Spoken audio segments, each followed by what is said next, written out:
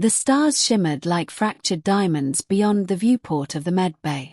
Commander Rylan Shaw leaned against the cool metal frame, watching the void in silence. He had never liked deep space. Too much time to think. Too many ghosts. Behind him, medical techs shuffled back and forth. The war with the Zalari Confederation had cost them dearly. Bodies and ships left in its wake like drifting tombstones. But what haunted Rylan most was what he'd seen on the last mission. A ship torn apart. A distress signal answered too late. And one survivor. Aeryn. She lay on the med table, wrapped in a silver healing mesh. Her dark lavender skin shimmered in the low lighting, her silver-white hair matted with dried blood. The injuries were severe: plasma burns, skeletal fractures, nerve damage, but not fatal. Not to a member of the Virelians. But she wasn't healing. Rylan stepped forward and looked down at her as the biosensors beeped rhythmically. Her eyes flickered open, glowing a dim violet. Pain filled her gaze. But something else was there too. Desperation. "You're awake," Rylan said softly. "Barely." Her voice was a whisper, like wind against metal. "You answered my distress call." "Yeah. Lucky for you, I was the closest ship." "Not luck." She tried to sit up but winced. "Fate. Or necessity?" Rylan raised an eyebrow. "That so?" She reached out with trembling fingers and grabbed his hand.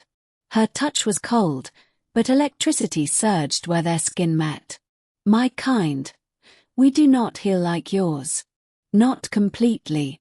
Our regenerative process is activated through bonding." "You mean emotionally?"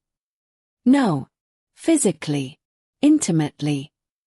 She hesitated, her cheeks flushing a faint indigo. "Through mating." Rylan blinked. He thought he'd misunderstood. "Come again." "You heard me." Her grip tightened. "I've lost too much. My cells are breaking down. If I don't bond with someone soon, someone biologically compatible, I'll die." He took a step back, stunned. "You want me to sleep with you, to save your life?" "Yes. And no. It's not just sex. It's a deep fusion of energy. My body connects to yours through contact. We sync. We heal." "That's not exactly in the human medical manual," he muttered. Aeryn's breathing was shallow now. "I would not ask if it were not urgent. I know your people do not do such things lightly. But we don't have time. If I slip into regenerative stasis without a partner, I won't come back." Rylan stared at her, jaw tight. He'd faced combat, death, entire fleets, but this was something else. Intimate. Real. Dangerous in a different way.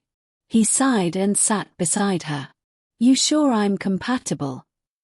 "Our DNA is closer than you think. Virelians were once seeded from ancient Terran stock. You are more than enough." Rylan looked into her eyes, those shimmering, ancient eyes, and nodded. "Okay. Then let's save your life." The chamber they moved to wasn't like a hospital room. It felt sacred. The walls pulsed faintly with blue biolights, and the floor was covered in soft organic matter that cushioned their steps. Aeryn stood shakily, wearing a flowing silken robe, her wounds bandaged with biofilm. "Lie down," she whispered. Rylan obeyed, heart pounding as she climbed beside him. Their hands touched first, palms pressed together. He felt a tingle, then a rush of warmth spreading from his core. Aeryn leaned in, her lips close. "You must relax. Let me guide it." As their bodies connected, Rylan gasped. He felt heat, not physical, but cellular, his very atoms vibrating. Aeryn's glow intensified, radiating from her skin like starlight. She kissed him gently, and the spark ignited. What followed wasn't human. It was something ancient, a dance of energy, of soul and tissue and spirit. Her body drank in his vitality, not stealing but harmonizing. He felt his heartbeat sync with hers. Pain fled her body. Color returned to her skin. Her fractured bones aligned with subtle cracking sounds. She exhaled, shuddering, then moaned softly, not in pleasure, but in life returning. They lay entwined in silence afterward, bathed in a dim light that pulsed with the rhythm of her restored life force. "Thank you," she murmured against his chest. Rylan brushed her hair aside. "That was the strangest thing I've ever done.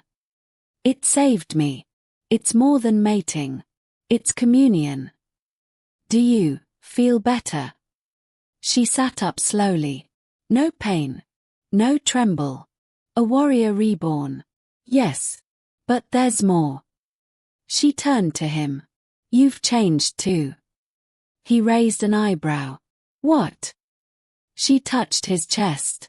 "Your cells, they've begun to carry part of me. You've absorbed some of my energy. You're stronger now.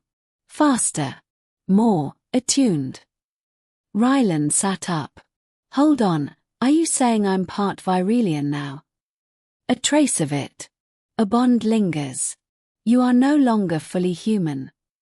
He didn't know how to process that. But he didn't regret it. Suddenly, an alarm blared from the outer corridor. Aeryn stood, fully healed now, already pulling on her combat harness. "That's a boarding alert. Enemy ships. Zelari. They found us." Rylan grabbed his gear. "Then we do what we do best." They fought side by side as the corridors of the cruiser exploded in gunfire and chaos. Aeryn moved like liquid fire, enhanced by the renewal. Her strikes were deadly, her focus absolute. Rylan found himself matching her pace, his reflexes sharper, his mind clearer. Blasters rang out. Zelari warriors poured in, hulking insectoid beasts with carapace armor and plasma spears. Rylan and Aeryn moved as one. She covered his blind spots. He shielded her flank. Where he faltered, she compensated. Where she wavered, he surged forward. They reached the ship's reactor core just as the final wave breached the bulkhead. Aeryn turned to him. "We can overload it. Detonate once we escape. But we have only one shuttle." They dashed down the auxiliary corridor, reaching the dock where a sleek escape craft waited. Once inside, Rylan initiated launch. The cruiser behind them shuddered, and seconds later, erupted into a silent, fiery bloom in the void. They floated in silence for a long time. Finally, Aeryn turned to him. "You saved more than my life today." He met her gaze. "You saved mine too." She reached over, lacing her fingers in his. "Then maybe," she said softly, "this bond was meant to be."